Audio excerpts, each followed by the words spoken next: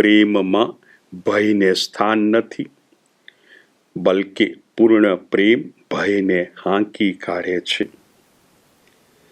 ભય એટલે જ સજાનો ભય, અને જે ભય રાખે છે તેનો પ્રેમ પૂર્ણતાને પામ્યો નથી હોતો.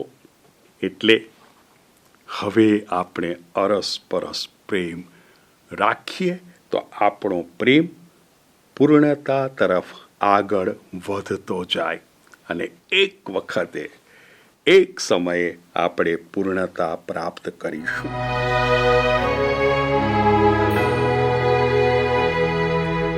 પિતા પુત્ર ને પવિત્ર આત્મા તેરી